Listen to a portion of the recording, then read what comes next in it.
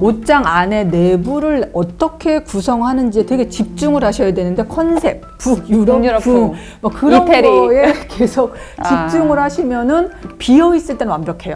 인테리어 끝나고 너무 너무 예쁘지. 멋있어요. 예. 그런데 내 짐이 들어가면서 빨간 다라이, 김치통, 막 선풍기 들어가면서 집이 예뻐지지가 않죠. 똑똑한 정리 정인숙 대표님과 함께 새해를 맞아서 좀 새롭게 살아보자 라는 의미에서 정리에 대해서 이야기를 하고 있습니다. 저 같은 분들 많으실 겁니다. 이사와 인테리어를 동시에 수행해야 되는 분들. 그런데요, 제가 선생님한테 통화를 하다가 너무 귀한 말씀을 들었던 게 인테리어를 고민하기 전에, 이사를 고민하기 전에 정리부터 좀 고민하세요. 맞습니다. 이게 정리하다 보면 공사 잘못된 데 많아요, 이사 잘못한 데 많아요 얘기하시더라고요. 맞습니다. 왜 그럴까요? 어제도 고객님을 만났는데 인테리어를 다 하셨어요. 그래서 네. 제가 인테리어 뭐 돈 많이 드셨어요? 제가 물어봤더니 잘 몰라요. 그냥 뭐 남편 아는데 했고 그냥 알아서 해달라고 했대요.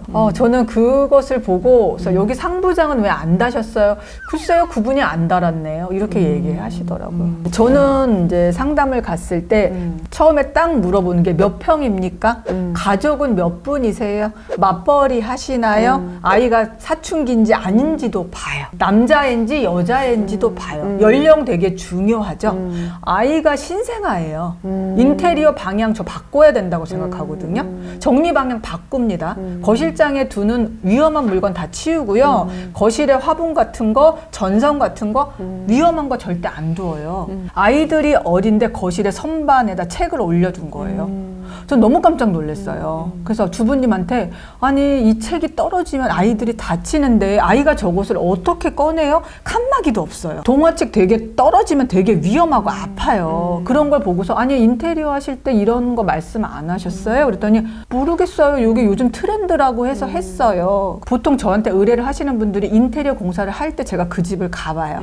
갔는데 실외기, 거실 그 앞에 베란다 쪽에 그냥 나와 있는 거예요. 요즘에 왜 실외기를 밖에 못 달게 하잖아요. 그래서 깜짝 놀라서 아니 실외기를 저렇게 두면 이 베란다 사용 안 해요? 아니에요. 거기 빨래 건조대 달 건데요. 그러는 거예요. 아니 실외기가 돌아가면 먼지가 많이 발생하고 맞다. 뜨거운 바람이 나오는데 그러면 그 바로 앞에 아이 공부방이 있는 거예요. 에어컨 틀면 아들은 한 번도 환기를 못 시킨다는 거예요. 특히 노부부가 사는 집들은요. 싱크대 보면 상부장이 있고 하부장이 있잖아요. 의자를 펴서 올라가는 공간과 허리를 굽혀서 밑에 꺼내는 공간이 좋은 공간이 사실 아니에요. 왜냐하면 귀찮거든요. 젊은 사람들도 사실 귀찮아요. 그러니까 공간을 깨끗하게 하려면 되게 부지런해야 돼요. 다 집어넣고 제자리에 잡아야 되는데 사실 연세가 드신 분들은 의자에 올라가는 것도 위험하잖아요. 노부부가 사는 집 상부장은 조금 낮아야 된다고 생각해요. 지금 내가 인테리어 공사를 한다면 상부장을 낮출 수 있거든요. 그러니까 반대로 내 키와 그렇죠. 내 체형을 다 고려해서 그렇죠. 처음에 붙어있는 가구를 할 때부터 짜야 된다. 그럼요. 옷장 내부를 어떻게 짜야 되는지에 대해서 고민을 되게 많이 하셔요. 지금 이게 긴장의 옷장이에요. 그러면 위에 선반이 들어가고 옷이 걸렸고 밑에 서랍이 들어가는 게 보통 기본이죠. 일반적인 예. 기본인데요. 위에 선반 없이 이 옷을 위에 단 경우 생각보다 많아요. 그걸 몰라요. 그냥 고객들은 저 긴장이랑 이렇게 해주세요라고 말해요. 모르죠. 어머님과 아이들과 같이 사는 5인 가족 집을 제가 이제 이사 후 정리를 예약을 했어. 제가 인테리어 공사해서 북박에 다 짰길래 네네. 인테리어 공사 끝나서 갔는데 옷장을 딱 열어봤는데 어머님 방에 이렇게 올려갔어요. 어머님 60cm, 키 160도 안 되세요.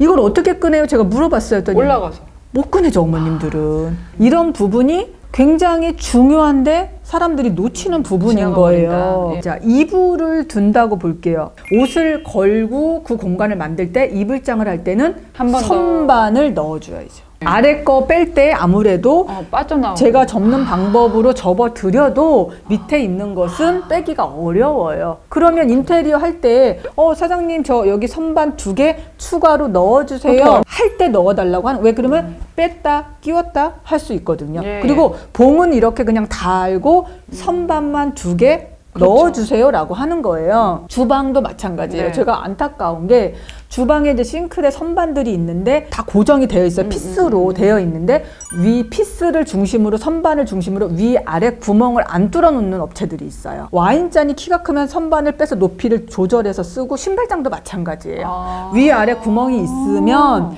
높이를 다 조절해서 쓸 수가 있어요. 고정을 시키지 마세요. 그럼 뺐다 접었다 이렇게 하거든요. 그래서 그런 부분이 어찌 보면 수납을 하는 입장에서 되게 중요한 부분이에요. 뭐냐면 똑같은 옷장을 짰는데 어떤 옷장에는 500벌의 옷이 들어가면서 되게 편안한데 어떤 데는 그렇게 안 되는 데가 되게 많아요. 옷장 안에 내부를 어떻게 구성하는지에 되게 집중을 하셔야 되는데 컨셉, 북, 유럽, 북 뭐 그런 이태리. 거에 계속 집중을 하시면은 비어 있을 때는 완벽해요.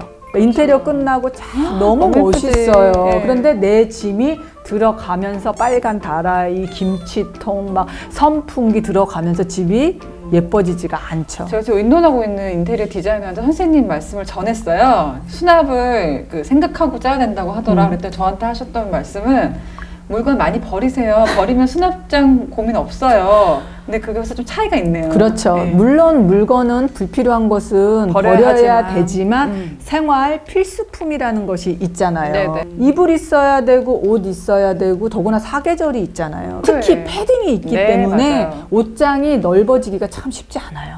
보통. 그러니까 옷이 많지 않아도 그래요. 근데 옷을 좋아하는 사람 같으면 내 공간을 넓히고 불필요한 공간을 줄이는 작업을 해야 돼요. 책이 아예 집에 아예 한 권도 없는 집도 있어요. 그런 분들은 뭐 책장 필요 없지. 책을 아예 관심도 없고 서재도 필요 없는 거예요. 그럼 이분은 옷에만 관심이 있어요.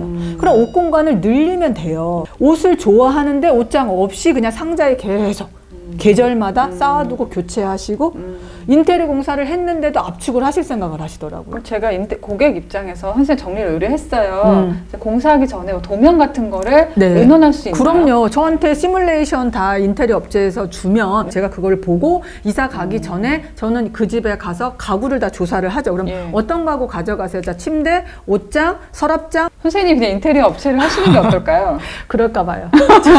상부장 이런 것들 그쵸. 어떻게 요즘에 상부장 없애는 분들이 약간 많아요. 저도 그렇게 할까 했거든요. 네, 근데 예쁘잖아요. 네. 그쵸, 예쁘죠. 근데 정리 안 되면 똑같습니다. 상부장이 없으면 넓어 보이고 예뻐서 없애요. 인테리어 하시는 분 좋으실 수 있어요. 자재값 많이 안 들어가니까. 수납이 힘드나요? 그렇죠. 우리가 상부장에 주로 뭘 두냐면 식기류를 맞아요. 둬요. 이렇게 먹는 거. 그죠? 네. 가족이 대부분 3명, 4명, 밥그릇 4개, 국그릇 4개 이렇게 둘 수도 있지만 보통 제가 정리할 때는 2개씩 둬요. 왜냐하면 볼이 깊으면 4개를 쌓아두면 답답하거든요. 저도 참 안타까운 게 그 집의 수납 시스템이 뭔가 정말 불편하게 되어 있는 경우가 많아요. 싱크대 하부장에 아마 식기, 세척기 하실 거예요. 그럼요. 예. 오븐 넣으실 거예요. 그러다 보면 하부장도 많이 그 수납이 없을 수 있어요. 그런 생각해보니까. 그렇죠. 그러면 자 상부장을 쫙 없애면 그것이 다 하부장으로 내려와야 돼요. 그러다 보면 동선이 옆으로 넓어진다. 밀려나요. 그런 건 어때요? 요새 막 기념품으로 그릇 모으시는 분도 있고 장식 개념으로. 그렇죠. 사실 주부들의 마지막 뭐 사치라고 할까요? 작은 사치가 그릇인 것 같아요. 그런데 예전에는 사실 장식장 개념이 있었어요. 그리고 혼수 품목에 장식장이 특히 들어가 어른들이 있었어요. 너무 좋아. 있는 집이다라고 하면 큰 장식장이 부의 약간 이거 봐라. 네, 네. 상징이었고 거기에 이제 양주가 쫙 들어가면서 와인잔이 쫙 올라가고 크리스탈이 쫙 깔리잖아요. 내가 시리즈 그릇이 5세트, 6세트가 있는 집들이 있어요. 예. 근데 그게 일반 주방 싱크대에 다 자리를 차지하잖아요. 그럼 거기서부터 이제 질서가 무너지는 거예요. 그럴 때는 전용 수납장을 따로 마련하셔야 돼요.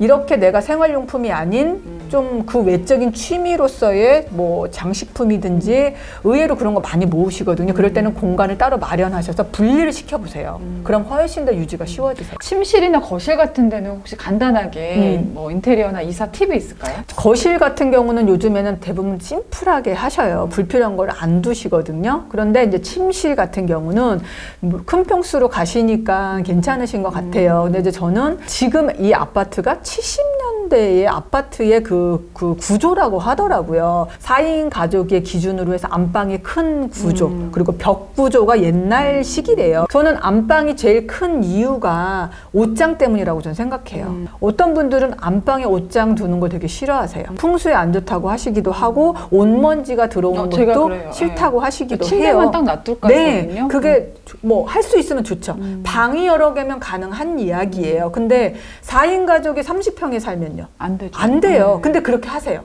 25평에서도 그렇게 하세요.